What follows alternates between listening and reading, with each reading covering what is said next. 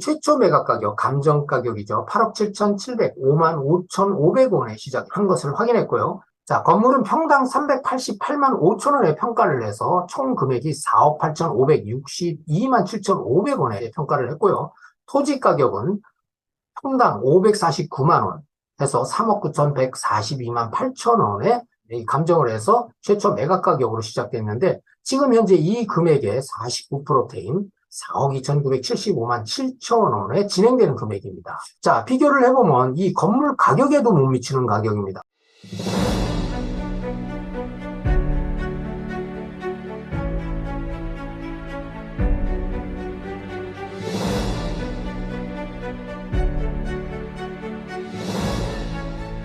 안녕하세요. 부자금의 김인상입니다. 오늘 분석할 물건은 공업도시 울산시에 반값 이하로 진행되고 있는 다가구 주택을 가지고 왔습니다. 물건 분석, 권리 분석, 임차인 분석, 가격 분석 순으로 차례대로 설명을 하겠습니다. 물건 분석은 경매 정보지로부터 시작합니다. 법원 경매 정보지를 통해서 물건 분석을 시작해 보겠습니다.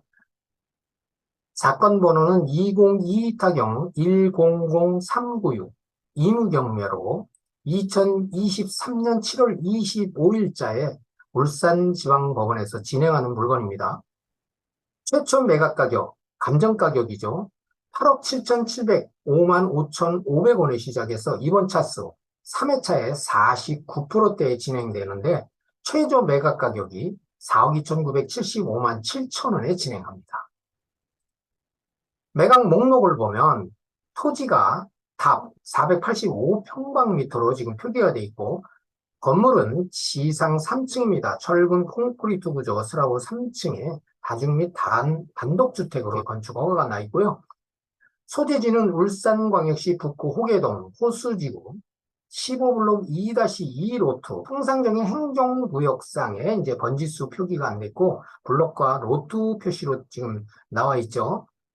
건물 연면적은 327.88평방미터, 99.18평, 거의 100평 가까이 되는 주택이고요. 물건에 대한 분석을 간단히 해보면 토지하고 건물이 일괄 매각으로 표기가 되어 있고요. 울산광역시 북구청의 사실조회 핵심 결과 이 사건 토지를 낙찰받을 때 농지취득 자격증명이 필요 없다. 이렇게 지금 표기가 되어 있습니다. 통상의 농지인 경우에는 농지취득 자격증명을 받아야 되는데 이 물건은 발급해서 제출할 필요가 없다. 이렇게 표기가 됐습니다. 매수인한테는 상당히 도움이 되는 내용이고요. 본건 토지는 공구상 울산광역시 북구 호계동 876번지의 답, 논이죠. 485평방미터. 지금 이렇게 표기가 되어 있습니다. 주소지도 호계동 876번지로 이렇게 나와 있었지만 이 지역은 울산시 도시계획사업지구로서 토지 구획정리사업지구 환지계획으로 구획정리되어 울산 북구 호계동 호수지구 15블록 2-2 로트 235.8평방미터로 환지되었으나 환지 등기는 미완료입니다. 구획정리 사업이 아직 완료가 안 됐기 때문에 이제 등기는 안 났다는 내용이고 등기 나는 거는 그렇게 큰 문제는 없죠. 그래서 이 번지수가 요 이제 블록하고 이 노트 번호가 그래서 이 발생한 겁니다. 구획정리 준공이 나면 이제 본래 행정구역상의 번지수가 이제 부여되겠죠. 그래서 여기서 중요한 거는 환지 처분으로 인해서 권리 면적이 달라졌다. 최저 매각 가격은 환지인 울산 북구 호계동 호수지구 15블록 2-2 로트 235.8평방미터에 대해 평가형 금액이 결국에 이제 환지 면적으로 이 감정 가격을 평가했다. 본래 면적인 485평방미터가 아니라는 얘기입니다. 본건 건물은 확장형 베란다를 증축하여 공구상 면적과 실측 면적 이 상위의 실측 면적 기준으로 감정 평가했어.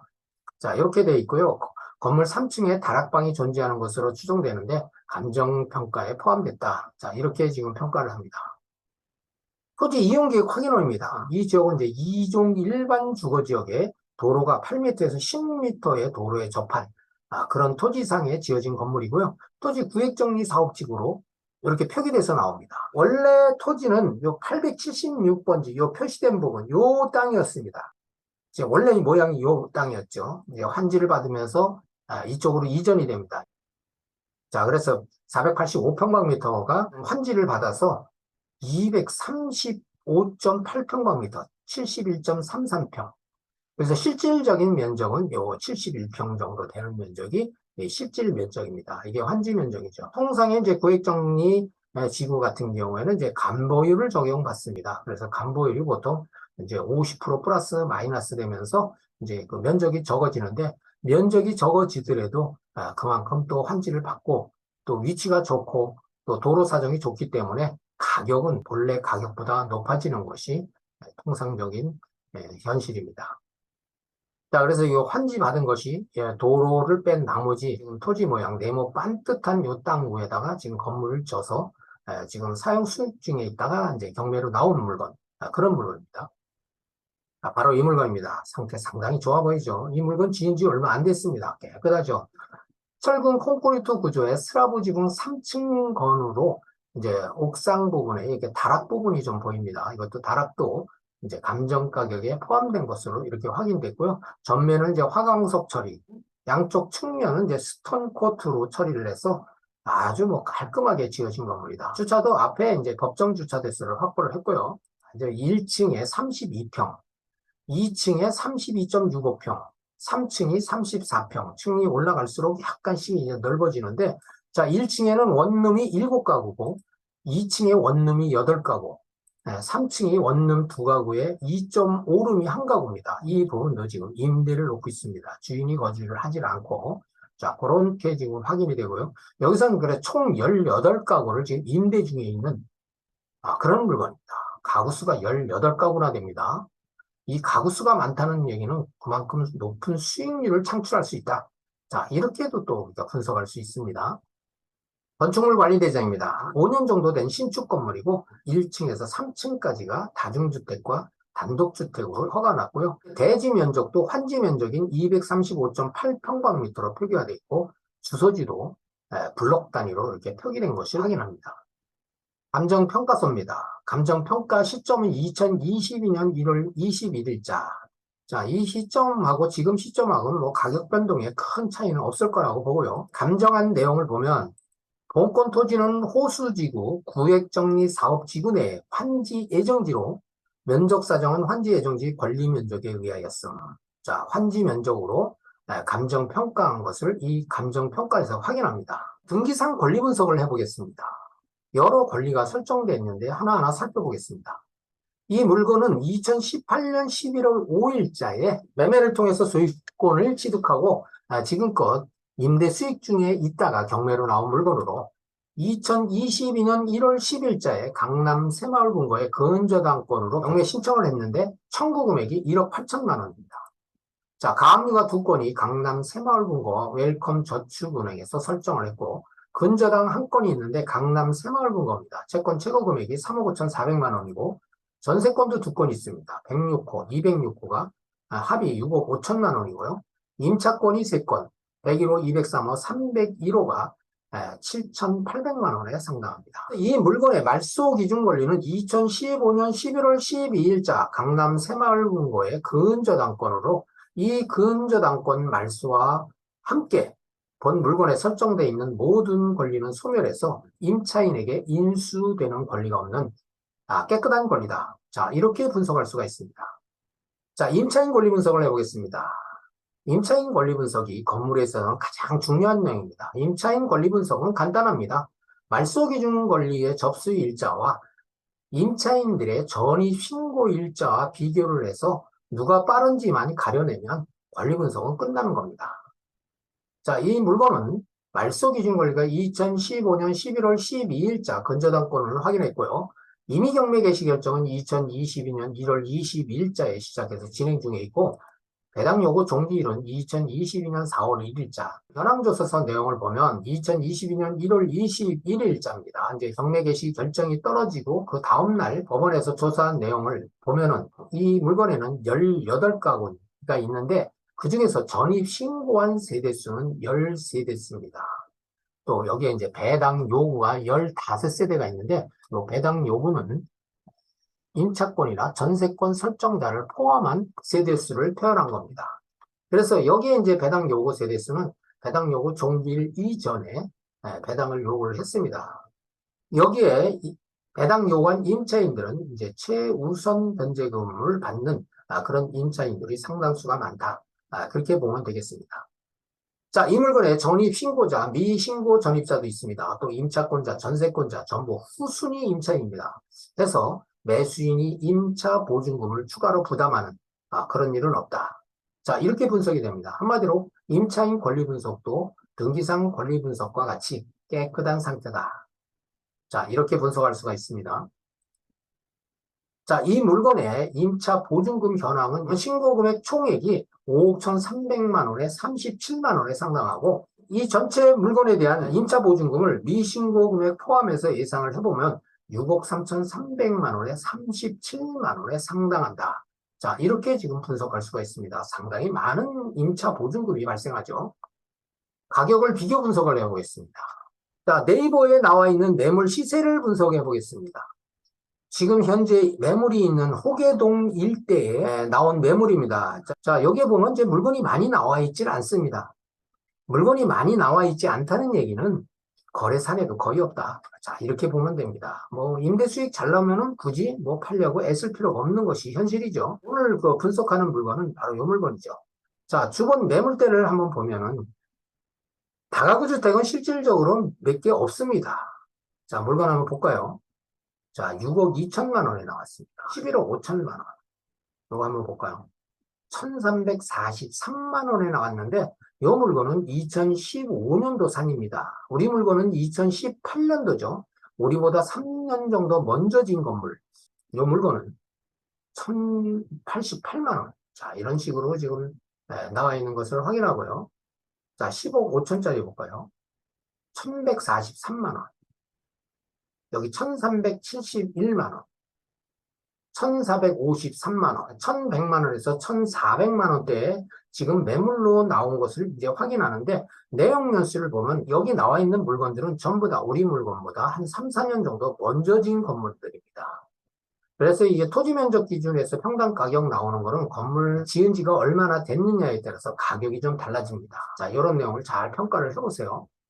자, 물건이 많이 나오지 않기 때문에 국토교통부의 거래 사례도 많지 않을 걸로 예상이 되는데 한번 볼까요? 자, 2022년도에도 이제 9억들 위주로 좀 거래됐는데, 여기 지금 5월 달에 다가구 주택이 하나 거래 사례가 있네요. 8억 6천만 원의 거래 사례가 있습니다. 자, 이런 것도 이제 거래 사례이기 때문에 평가하는데 기준이 됩니다. 자, 방금 네이버의 매물대와 국토교통부의 거래 사례를 봤습니다. 그 물건들하고 가격 비교 분석을 한번 해볼까요? 자, 오늘의 물건은 최초 매각 가격, 감정 가격이죠. 8억 7,700, 5만 5,500원에 시작한 것을 확인했고요. 자, 건물은 평당 388만 5천 원에 평가를 해서 총 금액이 4억 8,562만 7,500원에 평가를 했고요.